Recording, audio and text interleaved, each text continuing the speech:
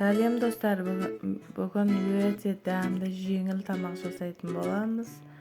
Жазға ішкенге өте қолайлы, сіздер де жасап көрсеңіздер болады. Алдымен окорочкамызды қазанға салып, үстіне су құйып, 1 сағат, 1,5 сағат көлемінде қайнатып аламыз.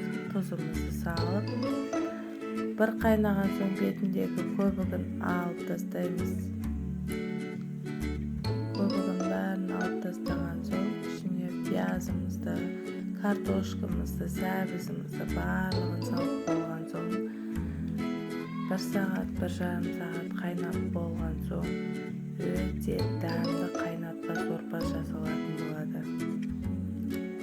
Мінекей тамағымыз дайын болды, ас болсын.